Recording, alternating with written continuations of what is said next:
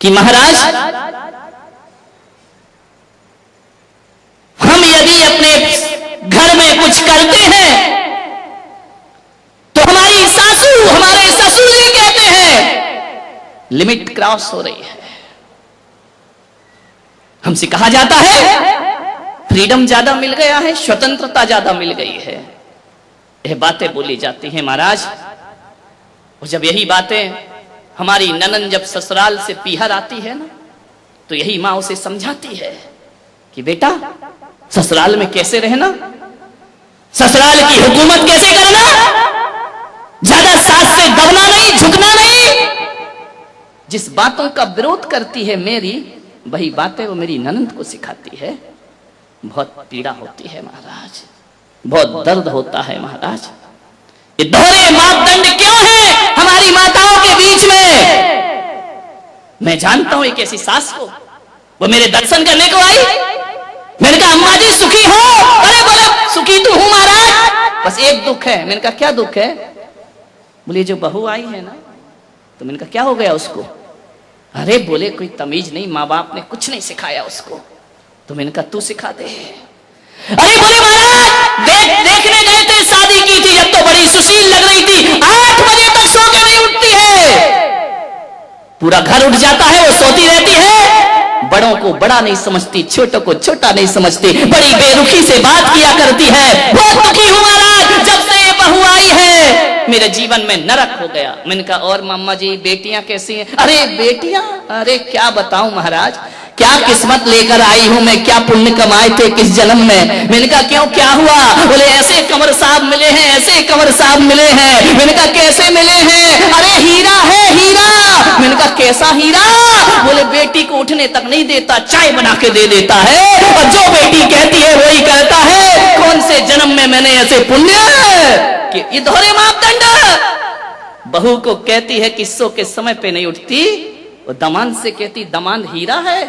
बेटी की जुबान पे बात नहीं आती और कंवर साहब पूरा कर दिया करते। पिक्चर दिखाने ले जाते हैं, घुमाने ले जाते हैं, बाहर खिलाने ले जाते हैं। तर गई महाराज बेटियों की तरफ से। तो मैं ध्यान रखना, तू तर नहीं गई, तू मर गई, ध्यान रखना।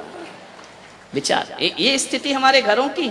बहू के लिए उसी चीज पर पाबंदी और बेटी के लिए उसी चीज की शिक्षा। ये दोहरे मापदंड नहीं चलेंगे, ध्यान रखिए। निवेदन है मेरा, मैं ससुर से और सासुओं से निवेदन कर रहा हूं, दोहरे मापदंड मत रखिए।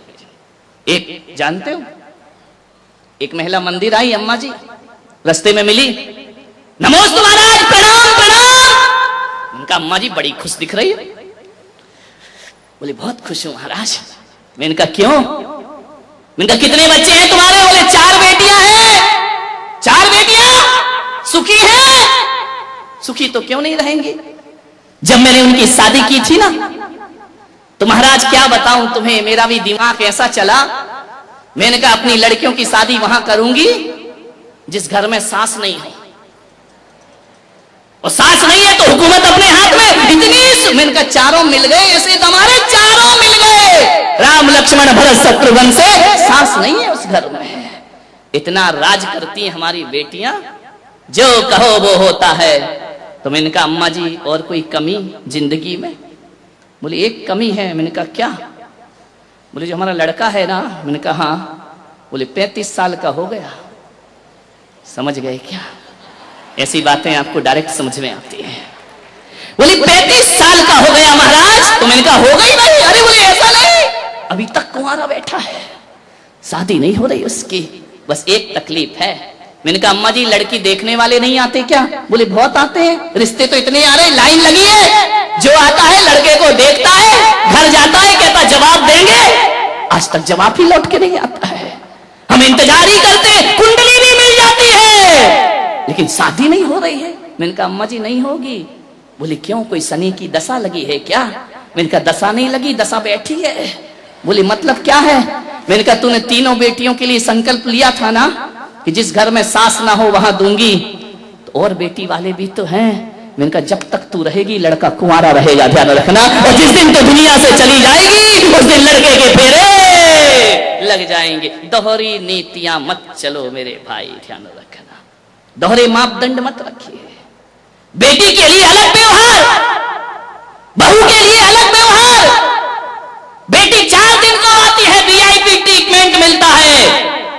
बहू 24 घंटे साथ रहती है, दोयम दर्जा मिला करता है।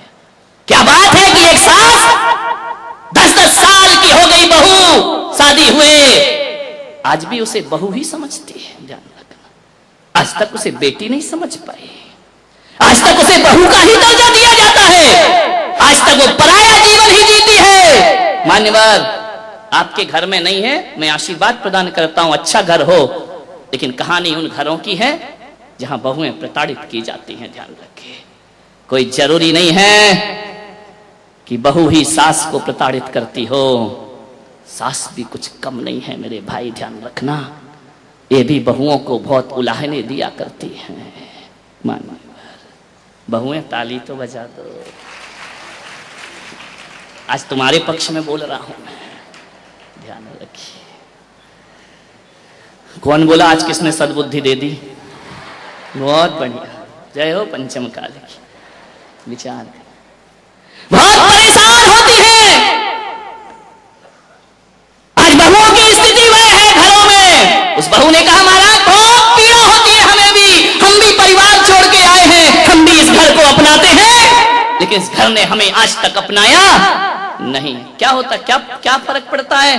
एक बात बताओ, सासुओं से मैं पूछता हूं, बेटी कब आती है तुम्हारे घर में गर्मी की छुट्टियों में? यहां रोज नाश्ता कौन बनाता है? बेटी आके बनाती है, बहू बनाती है?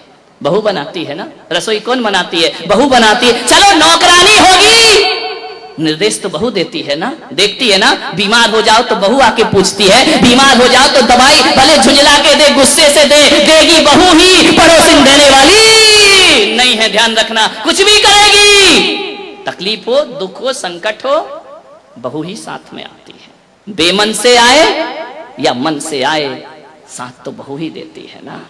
सुबह से उठती है, तुम्हारी व्यवस्था करती है, नाश्ता बनाती है, खाना बनाती है।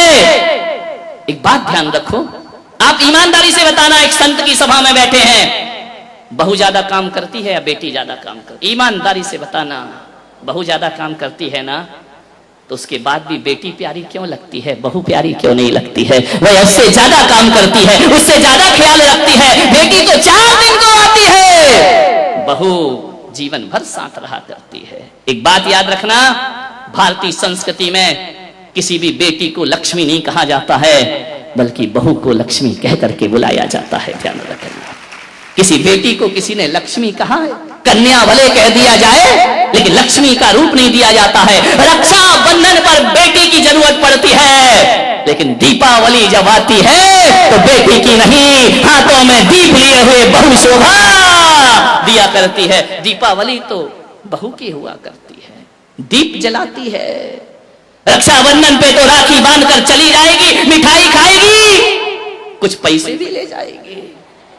ध्यान रखना, कंवर साहब आएंगे, खाएंगे, मजे लेंगे, लास्ट में बोल देंगे मजा नहीं आया, धत तेरे की, मर गए कर करके, उनने कह दिया मजा नहीं आया। बहू तो घर में ही रहती है ना, बहू तो लक्ष्मी है ना। आज तक किसी बेटी की आरती किसी माँ ने नहीं उतारी होगी, लेकिन बहू जब घर में आती है तो सास को दीप लेकर उसकी आरती उतारना पड़ती है। बहू मंगल है, बहू शुभ है, बहू लक्ष्मी का रूप है, बहू सरस्वती का रूप है। जब वह बहू घर में आती है, तुम्हारे वंश को अंश प्रदान करती है, और जब उन्हें संस्कारित करती है तो यही बहू सरस्वती का रूप हो जाया करती है। ध्यान रखिए, और यही बहू लक्ष्मी का रूप हो जाती। बहुओं को लात मारना यानी लक्ष्मी को लात मारना के समान पाप हुआ करता है। ध्यान रखिए, बहुएं तो घर की शोभा होती है, प्राण होती है। बहुएं ना हो तो तुम्हें कोई दादी कहने वाला नहीं मिलेगा, तरस जाओगी। ध्यान रखना, नानी में तो नाना नाना नाना लिखा है, दादी में तो दे दे दे दे दे लिखा हुआ है। मानिए, जितने भी रिश्ते हैं,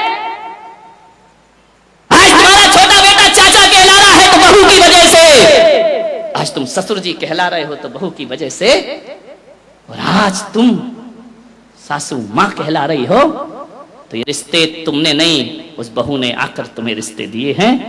और तुम्हारे वंश के अंश को यदि बढ़ाया है तो बहू ने बढ़ाया है, किसी बेटी ने तुम्हारे वंश को आगे नहीं। बहू ध्यान रखना,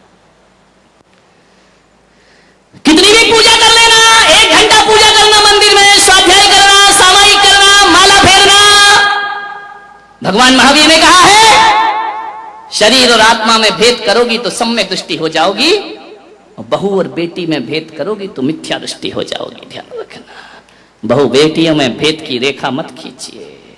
कितना भी प्रवचन सुन लो, कितनी भी समाज सेवा कर लो, कितना भी धर्म कर लो, यदि बहू से नफरत करती हो तो आपकी पूजा पाठ सब एक पाखंड है, एक ढोंग है, कुछ नहीं होने वाला, इससे कोई कायाकल्प होने वाला नहीं है। ये पूजाएं तुम्हें स्वर्ग नहीं भेज सकती हैं, ये पूजाएं तुम्हें मोक्ष नहीं ले जा सकती हैं। कितना भी कर लेना, समाज में बड़ी बड़ी माला पहनने से कोई महान नहीं हुआ करता है।